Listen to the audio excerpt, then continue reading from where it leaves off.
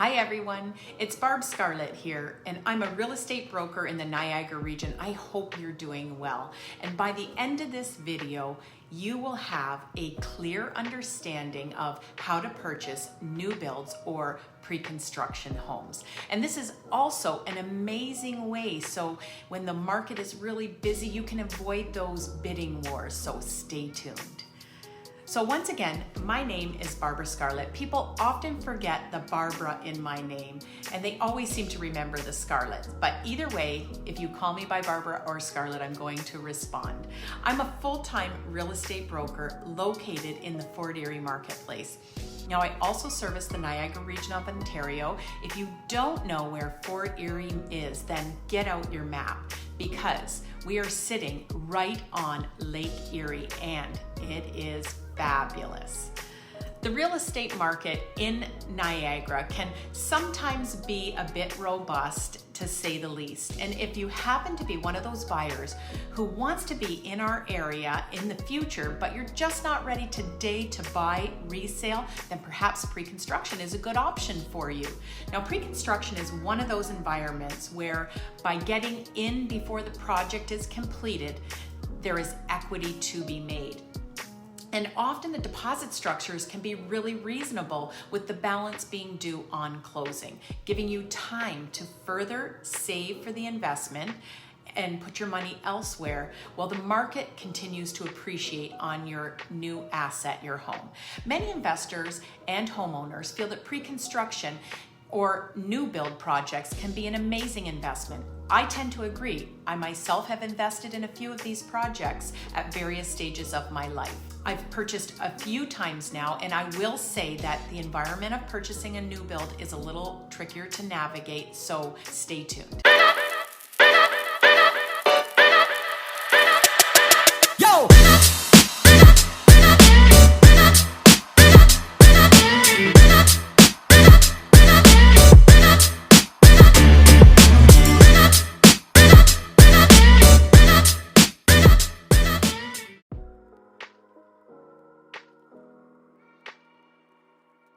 So let's begin with the first step being the most important step in pre-construction units. Number one, it's the deposit. In order to purchase a home anywhere in Ontario, you are required to have a minimum of 5% of the purchase price in order to qualify for a mortgage.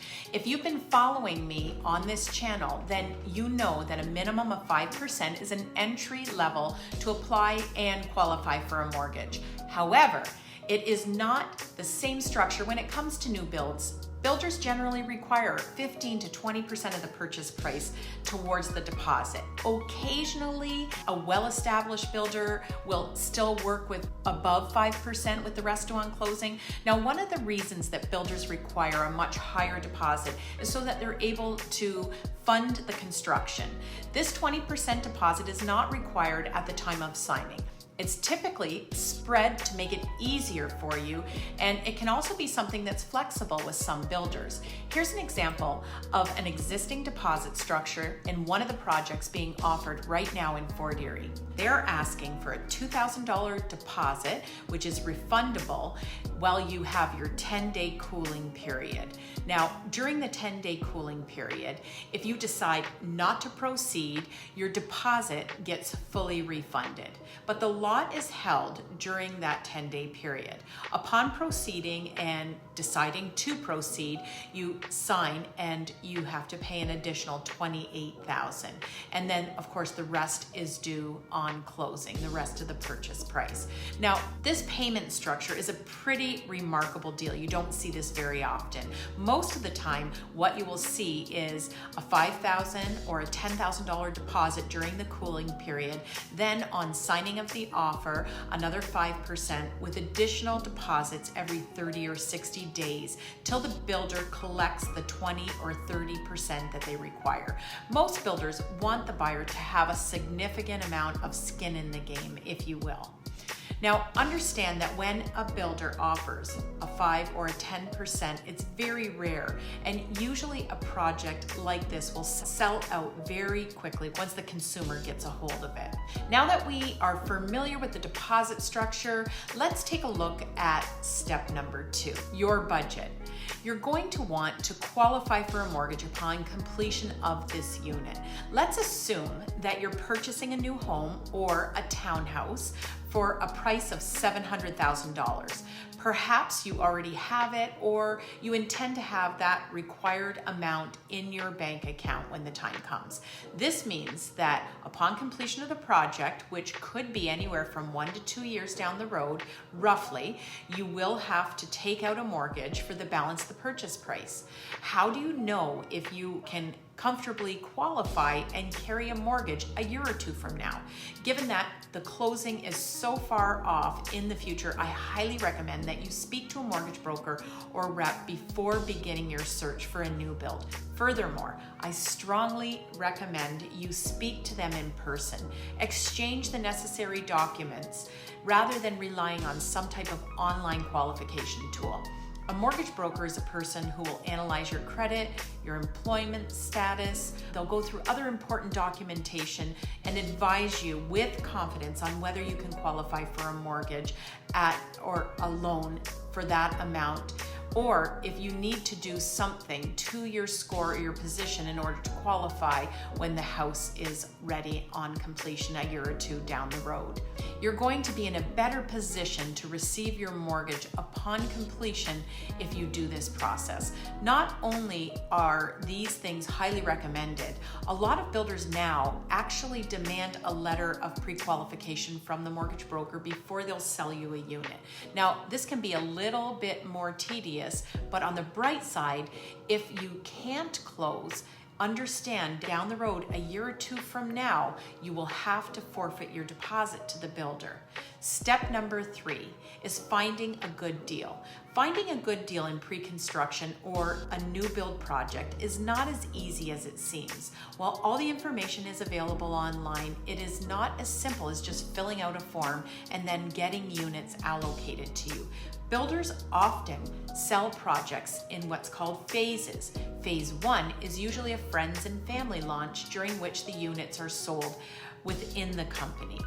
Phase 2 is a pre-launch sales event where VIP agents or VIP brokers who have previously assisted the builder in selling units have access to the units. Phase number 3 is known as the first come, first served basis, where clients who already have registered with the builder can find success within this phase as they already have the information from the pre-launch. And then phase 4. The remaining units are opened now to the public. Again, in a small town such as Fort Erie, it's a little more transparent than this. And this makes it a little easier than it does in the larger cities where there's an exorbitant amount of demand and the best units get sold in the early phases. Undoubtedly, there does exist in the smaller communities a friends and family phase before opening it to the public where the premium lots can often get scooped up. It should also be noted that if the builder is successful in selling their units in phase 1 to 3, which usually they are, when the project goes to phase 4, it opens up to the public and the prices usually go up because the demand was tremendously high in the first few phases. Now, even after the prices go up, the project is probably still an amazing value. After the prices increase, however, there is no harm in trying to get a better deal with the opportunity. So the next step I urge you to look into when buying a new pre-constructed home or townhouse unit is to maximize the value of that investment. Congratulations, you were able to secure a unit and hopefully in one of the first few phases at a really good price. Now, what more can you do with this project in order to maximize the profit. If you purchase a townhome, for example, you'll want to look for features such as end units, high ceilings, especially on the interior units, basement walkouts for potential in-law suites or ravine lots that give nice bright light to the basement. Double car garages are really unpopular in townhouses as well. While these features are great on resale, they will also come at a premium to you, but the premium is well worth it for these features. Upgrades such as this are considered evergreen, meaning the upgrade is not trendy. They will be important to buyers in the future and forever. Now, let's talk a little bit about the cooling off period. During the reservation, the builder grants you 10 business days, known as the cooling off period. Now, during this time, you'll be given a copy of the contract or the agreement of purchase and sale for review. Many times, builders have very lengthy agreements, and it's very difficult for normal people to understand it. So I strongly recommend that you get a lawyer to review this contract. The lawyer will review the basic documentation and make some preliminary recommendations to you. Based on this initial discussion, if you decide to walk away from the deal, you will get your initial deposit back in full without interest or deduction. Please note that not all builders offer a 10-day cooling period. Well, most builders do. Sometimes it's so extremely demanding, the project, they'll reduce those cooling off periods to maybe 24 hours before you firm up. This is very similar to the resale market. When the demand is high, conditions start to become unacceptable to sellers when they have multiple offers to choose from. In the event you only have 24 hours to make your decision, I recommend you streamline the process by doing the following. Look for the following items in your contract. Number 1, are there assignment sales permitted? And if so, what is the fee should you choose to assign prior to closing? Number 2, what are the development charges? And if so, are they included in the purchase price or are they additional on closing? Number 3, will the builder allow for a cap on these additional charges? Number 4, are appliances included in your purchase price? Number 5, are there a list of prices for the upgrades or finishes? Number 6, what are the standard finishes on the home? Number 7, does the lawn come finished and will the driveway be paved or stoned? It's nice to know ahead of time if there are additional costs and what these costs might be. Oftentimes, the sales staff at the sales center are not aware of these costs. They're merely just showing the benefits to you of the project.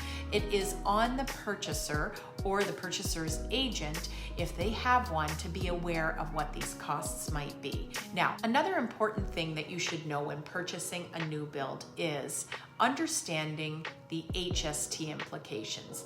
With the purchase of a new build, there is HST on the purchase price, and this is due payable on closing from the purchaser. However, if you are an end user, that is, and you intend to live in the unit, then you qualify for the HST rebate. If you desire to sell your new build unit within 1 year of completion, you do not qualify for the HST rebate. Finally, if you're planning on assigning your new build, you must understand that not only could the builder charge you a fee for that assignment, but your proceeds must exceed the HST, as you will be subject to it, along with a possible, well, actually a capital gain from the proceeds of your sale. This doesn't always get explained to a purchaser, so make sure you speak to your lawyer about this. Well, there you have it, my crash course on how to navigate purchasing a new build or a pre-construction unit. I hope that you found this valuable. I have been selling new construction for many years, and I've had the pleasure of helping out many families and investors and builders successfully do business in this environment. If you're looking to grow your real estate portfolio or simply get into a new pre-constructed home in Fort Erie, my email is in the description below, and you can reach out to me directly through email contained within this description, or you can message me through my many social media platforms. If you have found this video helpful, please be sure to like it, share it, comment on it, and of course, subscribe to my YouTube channel. My name is Barbara Scarlett. I am a real estate broker here in Fort Erie and in Niagara. I hope to see you in the marketplace, and I thank you so much for watching this video. Here are a few more videos that you might want to watch. If you haven't already done so, please go to my captions, find the link, and again, subscribe to my weekly newsletter as well.